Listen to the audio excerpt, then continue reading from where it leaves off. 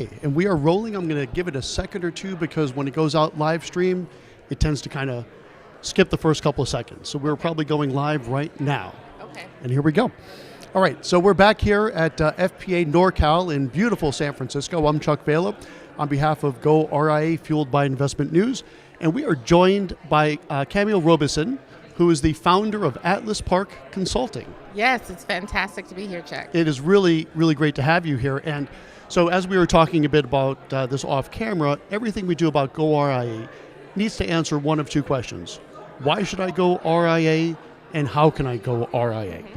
I think you're going to help us with the second one. How can I go? I will do my best. Okay. So, and I already know this, but for the benefit of our audience, what does Atlas Consulting do? Yeah, so Atlas Park Consulting, we're an operations strategy and practice management platform for independent financial advisors and wealth management teams.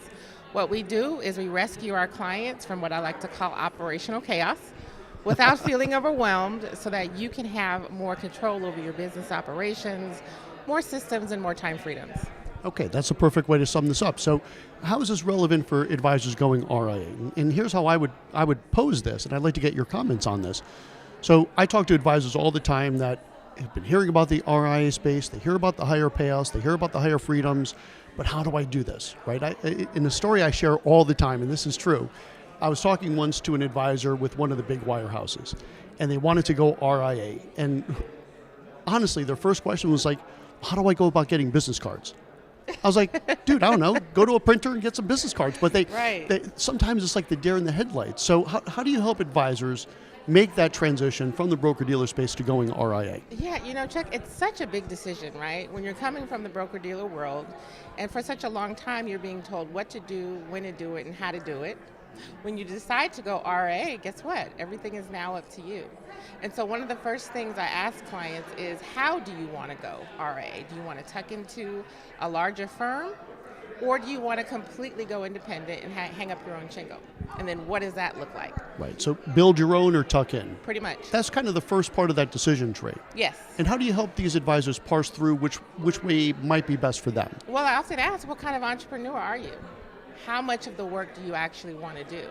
And if it's someone who wants to go completely on their own, build their own infrastructure, then that's something that I can help them with. Okay, that sounds really good. And I think a good way to frame the RIA space, right? So if you're looking to join a wirehouse, you probably have 5 good choices, right? Give or take. Mm-hmm. If you're looking to go the independent broker-dealer route, you probably have a dozen solid good choices. Mm-hmm. But if you want to go RIA, well, you could build your own, in which case you have hundreds of vendors that you can parse together. Absolutely. Or you could tuck into an existing RIA, which there's hundreds of good choices. Absolutely. So it becomes now kind of the good news, bad news. The good news is there's a lot of choice and a lot of resources, but the bad news is there's a lot of choice and a lot of resources. So I find it so valuable what you do to help these advisors kind of sort through all that. Do you help them even so far as putting together maybe pro formas and kind of checks and balances, not checks and balances, but pros and cons? Do you walk them through to that level of detail? I do. There's really 5 areas that we focus in with our clients. One, that's the business strategy and planning. What are you building and why? Then there's the optimizing operations piece. What do you need to actually build in that infrastructure? Technology and tools. What do you need to deliver service at a very high level? Technology and tools, which is a big, big part of the decision tree. Human capital. How are you hiring? How are you actually bringing in team members to help you get the work done? And then one big one is business development. How are you bringing in new business, right? If you're leaving a wirehouse or broker-dealer and you may be bringing clients with you, that's one avenue. But you still need to figure out what that business development plan is going to be like long term, and we'll talk about that with our clients. Okay, great. And is it fair to say, in your experience, that these advisors, they leave the broker-dealer space, and the broker-dealer space, let's be honest, especially the wirehouses, tend to be known for putting up those guardrails pretty good, right? And to steal a phrase from Michael Kitces, he calls it compliance to the lowest common denominator, right? So if you have a big wirehouse, 12,000 advisors, you don't have a personal relationship with each one of those 12,000, right, at the top of the ivory tower there. So they have to set up compliance for the lowest common denominator. But if you set up your own RIA, it doesn't mean, it's the wild, wild west, right? You can't just run crazy. Right. But if you feel it makes sense and it's reasonable, sometimes at the wirehouse you still get the no. but in your own shop, if you feel it makes sense and it's reasonable, green light. Do you see that? Yeah, I do. And there's so many different compliance options out there that advisors can tap into. And you can really develop your own compliance program pertaining to your service model and what it is that you're trying to do. The challenge that I see is, and not just in the compliance space, but when you go independent, there's so many decisions, business decisions that you need to make. How do you navigate those in a way that makes sense for you and your clients? How do you avoid decision fatigue, which is a huge challenge, yes. right? And then how do you actually move forward and implement those ideas in a way that makes sense? And those are all things that we're able to do at Atlas Park, in part from the work that we do, but then our industry experience, over 20 years working for independent wealth management firms in the San Francisco Bay Area primarily, and then now working with over 75 firms and counting who've gone independent. So we've seen it, we help clients figure it out and navigate it without feeling overwhelmed. All right, well, that sounds like a great place to wrap it up for today. Fantastic. So, Cameo Robinson, thank you so much for joining us. Thank you so much, Chuck. Had a great time. Great information.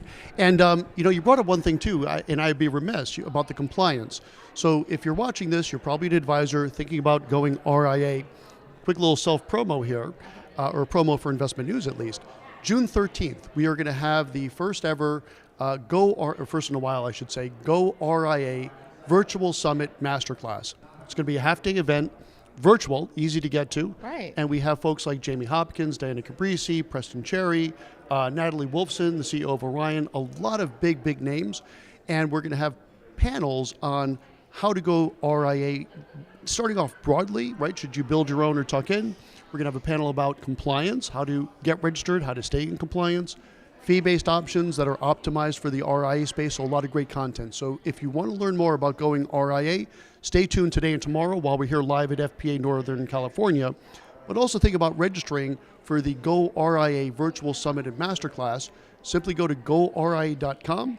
You'll see a little link there that says upcoming events. Click that, you'll see the registration link, and it's free and virtual, easy to get to. Hopefully you'll join us. Yeah, that sounds like a fantastic event. I should be there. You should be there. As a matter of fact, we're going to do one in fall. Maybe we'll get you on the fall one. I would love that. All right, that sounds good. All right, so on behalf of goRIA Fueled by Investment News, I'm Chuck Vela, and we'll see you in another hour with some more content here at FPA Northern California Live. Thanks for joining us. Take care. Thanks, everyone. Thank you. Woo.